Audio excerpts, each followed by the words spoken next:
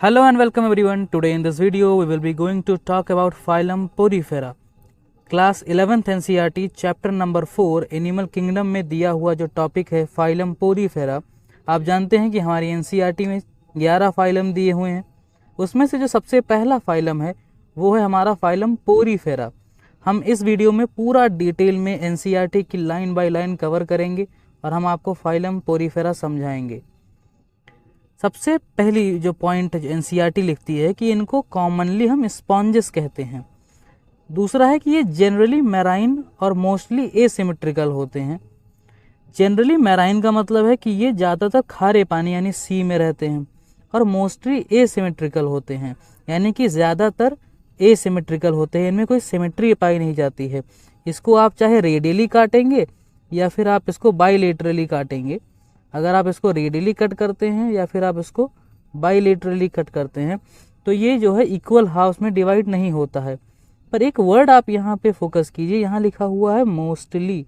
अब मोस्टली क्यों लिखा हुआ है? NCERT कई जगह ये काम करती है, वो मोस्टली वर्ड यूज़ करती है। जैसे मोस्ट ऑफ द मोनोकॉट्स एक वर्ड NCERT में वेनेशन में यूज़ करती है, ऐसे ही वो मोस्टली वर्ड यूज़ करती है। तो यहाँ भी जो एसिमेट्रिकल है यहाँ भी एक क्लिक है, वो एक ऐसा भी एग्जाम्पल है जिसका नाम है ल्यूकोसेलिनिया। वो रेडियली सिमेट्रिकल होता है अपनी कुछ लाइफ स्टेजेस में, इसीलिए NCERT ने लिखा हुआ है मोस्टली। अब हम आगे बात करेंगे। ये जो है प्रिमिटिव मल्टी सेलुलर होते हैं। प्रिमिटिव मतलब बहुत पुराने और मल्टी सेलुलर है मतलब एक से ज़्यादा सेल है। अब ये तो कुछ भी लिख देती है NCERT। जब एनिमल किंगडम है, फाइलम पोरीफेरा है, एनिमल किंगडम के सारे मेंबर मल्टी सेलुलर होते हैं, तो फिर बार बार लिखने की क्या ज़रूरत है? वैसे तो ये लोग बहुत पेज बचाते हैं। खैर छोड़िए। फिर चौथा पॉइंट है सेलुलर लेवल ऑफ ऑर्गेनाइजेशन। पहला ही फाइलम है तो जाहिर सी बात है सेलुलर ही होगा। अगर सेलुलर नहीं होगा तो फिर वो एनिमल किंगडम में आएगा ही नहीं, क्योंकि लिविंग में कंसीडर ही नहीं होगा। अब हम बात करते हैं अगले पॉइंट की। अब हम समझाते हैं सबसे कॉम्प्लेक्स टॉपिक जो है वाटर कैनाल सिस्टम। इसका जो एक कैरेक्टरिस्टिक फीचर होता है पोरीफेरा का वो है वाटर कैनाल सिस्टम। एक कैनाल होती है। अब आप इसको एक्सप्लेनेशन से समझिए। सबसे पहले हम इसको एक्सप्लेन करते हैं। तो ये है हमारा ऑस्टिया। ऑस्टिया पोर्स को कहते हैं। तो इनकी बॉडी जो होती है वो पोरस होती है, हर तरफ बॉडी में पोर्स पाए जाते हैं जिसे हम ऑस्टिया कहते हैं। और जो ये स्पॉन्जोसील, ये जो बीच की आपको कैविटी दिख रही है, इसको कहते हैं स्पॉन्जोसील। स्पंज में है इसलिए स्पॉन्जो, और सील मतलब सिलोम यानी कैविटी होती है, इसलिए स्पॉन्जोसील नाम दिया गया है। अब हम आगे बात करते हैं अगर, तो ये देखिए ये जो सेल्स हैं इनको हम कहते हैं क्वेनोसाइट्स। क्वेनोसाइट्स और कॉलर सेल, क्योंकि ये लाइन करती हैं, जो स्पॉन्जोसील है इसको इसकी लाइनिंग करती हैं, उनको हम क्वेनोसाइट्स कहते हैं। और ये जो ऊपर आपको एग्जिट दिख रहा है ये एग्जिट है, इसको हम ऑस्क्यूलम कहते हैं। अब एक NCERT में लाइन लिखी हुई है कि जो हमारा वाटर कैनाल सिस्टम है वो 3 चीज़ों में हेल्प करता है। सबसे पहला पैसेज ऑफ फूड में। तो ये देखिए ऑक्सीजन, मिनरल, वाटर, फूड, ये सब इस पोर से अंदर जाएंगे और इस पोर से बाहर जाएंगे, इसलिए हम कहते हैं कि वो और फिर ये देखिए आप O2 भी जा रहा है यहाँ पे और CO2 बाहर जा रहा है, तो ये रेस्पायरेशन में भी हेल्प कर रहा है। और इसी से खाना अंदर जाएगा और इसी से खाना बाहर भी निकल जाएगा, इसलिए हम कहते हैं कि ये एक्सक्रीशन में भी मदद करता है। मल्टी फंक्शनल है भाई साहब। अब हम बात करते हैं अगले पॉइंट की। अब देखिए जो हमने अभी आपको समझाया वो यहाँ NCERT लिख देती है। Sponges have a water transport और कैनाल सिस्टम, और water enters through the minute pore, जिसे हमने ऑस्टिया कहा है, in the body wall into the central cavity.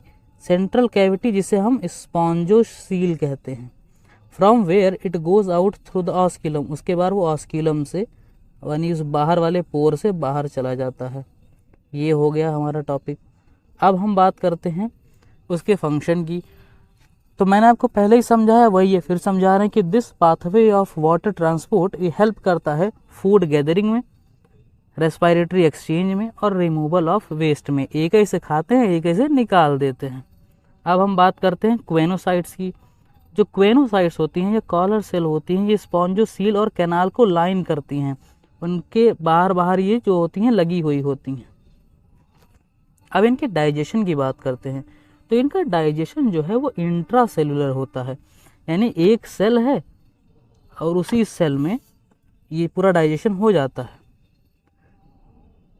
ये सेल है इनकी, मान लीजिए, इसी सेल में जो है वो डाइजेशन हो जाता है और डाइजेस्टेड फूड जो है वो एब्जॉर्ब हो जाता है। और इनकी जो बॉडी है उनमें स्केलेटल होते हैं, इनका जो स्केलेटन है वो स्पेक्यूल्स का बना होता है, या फिर उसे हम स्पॉन्जिन फाइबर भी कहते हैं। ये जो स्पॉन्जिन फाइबर हैं ये मोडिफाइड कोलेजन प्रोटीन ही होते हैं और कुछ नहीं। अब हम आगे अगर बढ़ते हैं तो हम अगले पॉइंट पे देखेंगे, सेक्सेस आर नॉट सेपरेट। अगर हम इनका रिप्रोडक्शन देखते हैं तो इनके जो सेक्सेस हैं वो सेपरेट नहीं होते, मतलब कि ये हर्माफ्रोडाइट हैं, मतलब कि जिनका जो एग और स्पर्म है वो एक ही इंडिविजुअल बनाएगा। अब हम इसको डिटेल में समझते हैं। ये सबसे कंफ्यूजिंग टॉपिक है, यहीं पे आपको ध्यान देना है। हम आपको एकदम डिटेल में समझाएंगे, आप टेंशन नहीं लेने का। ECS वर्ड का मतलब होता है प्लांट बॉडी या बॉडी। तो हम इसके हिसाब से दो में डिवाइड करते हैं। सबसे पहला है मोनोशियस और दूसरा है डायोशियस। ये जो मोनो मतलब होता है सिंगल, ECS मतलब बॉडी, यानी कि सिंगल प्लांट बॉडी पर ही बोथ मेल और फीमेल सेक्स ऑर्गन लगे होंगे। और ये है डायोशियस, यानी कि one type of gamete is form, यानी कि दो बॉडी मिला करके मेल और फीमेल को कंप्लीट करेंगी। मतलब कि एक बॉडी पर एक ही टाइप का सेक्स ऑर्गन पाया जाएगा। अगर मेल सेक्स ऑर्गन पाया गया तो मेल और फीमेल पाया गया तो वो फीमेल। पर ये जो मोनोशियस हैं इनमें फिर दो कैटेगरी हम फ्लावर के बेस पर भी डिवाइड कर देते हैं। सबसे पहले है बाइसेक्सुअल और यूनिसेक्सुअल। अगर एक ही टाइप का सेक्स ऑर्गन एक प्लांट पर मौजूद है तो हम उसे कहते हैं यूनिसेक्सुअल फ्लावर। और अगर एक ही फ्लावर पे मेल और फीमेल दोनों सेक्स ऑर्गन हैं तो हम उसे कहते हैं बाइसेक्सुअल, जैसे आप इस डायग्राम में देख सकते हैं। तो इसीलिए एक लाइन लिखी जाती है कि जो मोनोशियस हैं, यानी कि मोस्ट मोनोशियस आर हर्माफ्रोडाइट, यानी कि ज़्यादातर मोनोशियस हैं। क्योंकि हम हर्माफ्रोडाइट वर्ड जो है वो जनरली हम फ्लावर के लिए इस्तेमाल करते हैं, पर जो NCERT है चैप्टर नंबर 4 एनिमल किंगडम में वो एनिमल के लिए भी इस्तेमाल किया गया है। अब हम बात करते हैं अगले टॉपिक पर। यहाँ पे आप ध्यान दीजिएगा, गौर से समझिएगा। आपको ये जो स्लाइड नोट है वो हमारे डिस्क्रिप्शन में फ्री ऑफ कॉस्ट मिल जाएगा। अब हम आगे चलते हैं। Sponges reproduce asexually by fragmentation, इनमें फ्रेगमेंटेशन होता है, और sexually bye formation of gamete, और गैमीट के फॉर्मेशन से ही सेक्सुअली हर कोई यही करता है, कोई नई बात थोड़े ना है। इनका फर्टिलाइजेशन जो है इंटरनल है, मतलब इनकी बॉडी के अंदर ही मेल और फीमेल गैमीट फ्यूज होते हैं और जाइगोट बन जाता है। और इनका डेवलपमेंट इनडायरेक्ट है, यानी कि सीधे बच्चे नहीं बनते, पहले एक लार्वा बनता है फिर बच्चे बनते हैं। लार्वल स्टेज है जो कि मॉर्फोलॉजिकली डिस्टिंक्ट है। ये बात बहुत ही नोटिस करने वाली है, morphologically distinct from the adult. यानी अगर आप लार्वे को देखेंगे, एडल्ट को देखेंगे, तो आप कह ही नहीं सकते कि ये एक ही मेंबर हैं। वाह, ये कैसी बात है, ये नई बात है। कोई बात नहीं। अब इनका डायग्राम देखिए, आपको पहचानना है ये क्या है।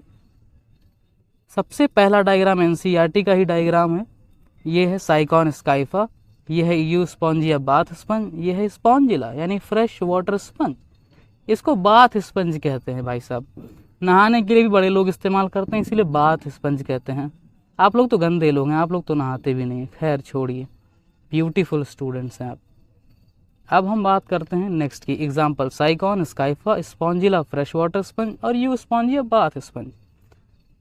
अब नई बात देखिए, सबसे खास बात है यूप्लेक्टिला वीनस फ्लावर बास्केट।